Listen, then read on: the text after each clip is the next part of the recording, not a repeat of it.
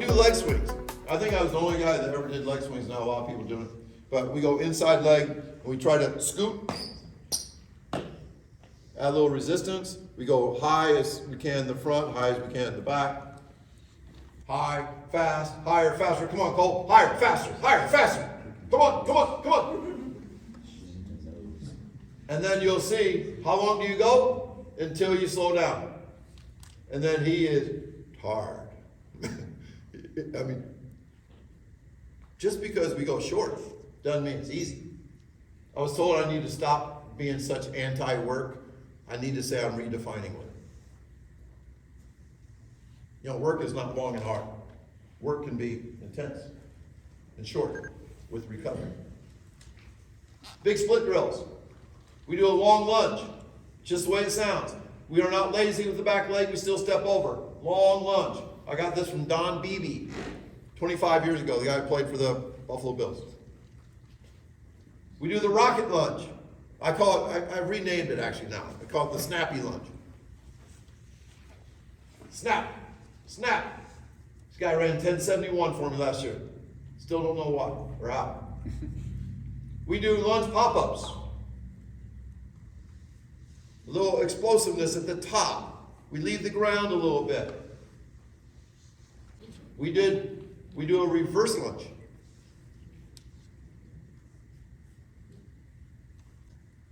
Here's like a retro series we do. Just backwards walk. A couple 8th graders. Here we do retro march.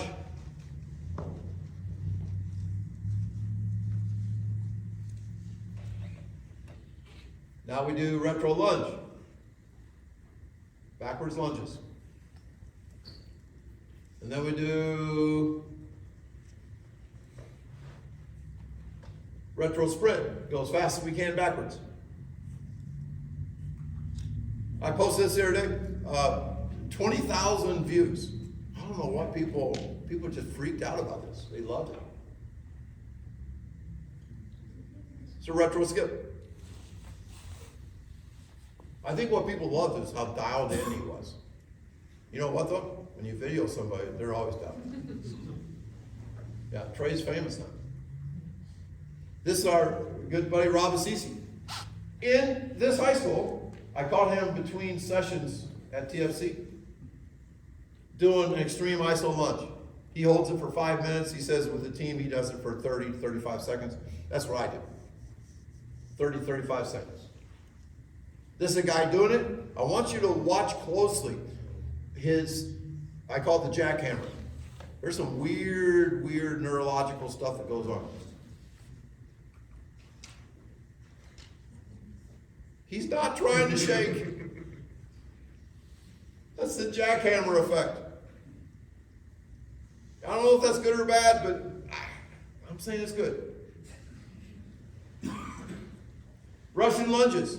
Anytime we do something freaky, we call them Russian things. You know, like, so we bounce, bounce, bounce, explode, and switch. Bounce, bounce, bounce. Now he does more than 3 bounces here, and they're slow bounces, sorry. Bounce, bounce, bounce. You say, well, how many of these do you do? Well, we usually do 3 right, 3 left in one, and usually just once. You know, I don't think you have to do this 10 times. Do you do this no. And even in this presentation, I'm probably not showing you 100 things we do. And for sure, I haven't shown you stuff that have yet to be created. You know, like the air lunge. This is Armand. He's really fast. That's a great air lunge. Great air lunge. We're jumping up into a very powerful jump into a lunge position. Now, is this good for power? Probably better than squatting. Is this good for big split? For sure. But we can even do it better. We can add the bounciness to it.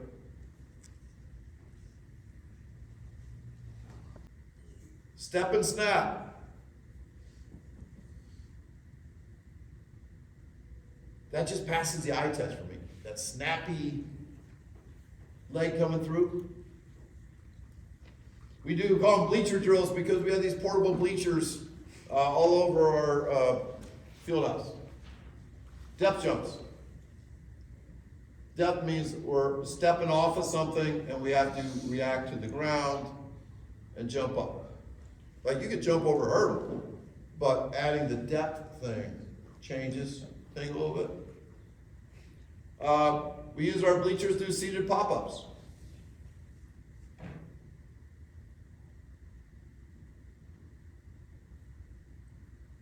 That passes the eye test to me. We're creating athletes. Be careful here, you don't want to kill your shin. Step ups. You use what you got. Bounces.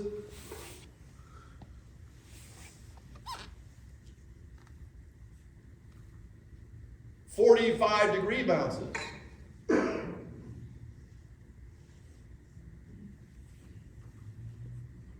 Uneven boom, boom, booms. We're just making shit up now.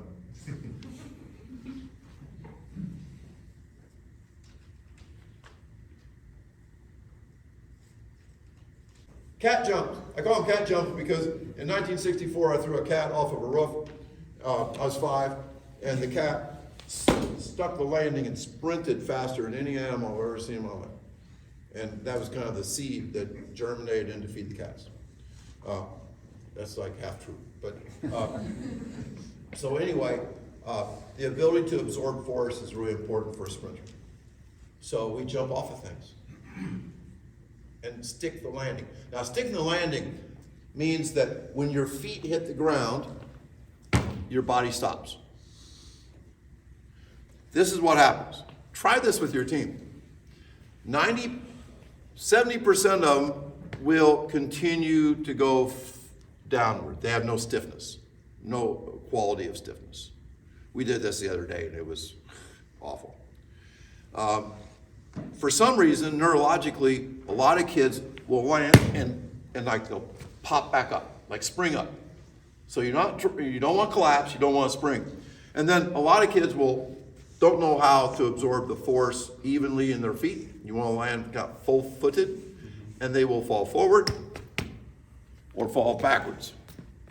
So eventually we start by just walking off like a short bleacher, and then progress to walking off a big one, and then we will start doing 180s, and then we'll do 360s, which we'll show here. Once every 8 years, I have somebody do a backflip and stick the landing. And of course, I post that because that's big, you know? And I'll have at least a dozen coaches say, do you require this of all of your guys? They just don't understand the showbiz thing, you know, in the Feed the Cats program. We don't all backflip in this. Yeah. And then we also sometimes jump high. But you have to jump pretty high in order to do a 360.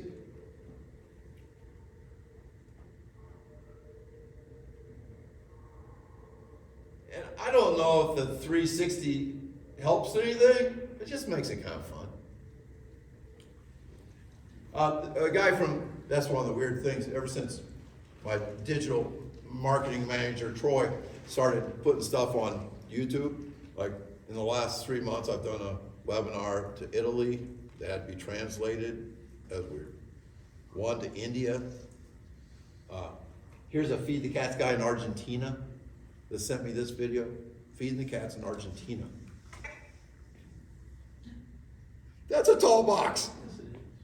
But you know what? I didn't invent this. The Russians were doing this 30 years ago. They're jumping off of tall things and sticking landings. Here we have my 3-year-old grandson. I can only imagine how terrifying this jump is. To Spider-Man here.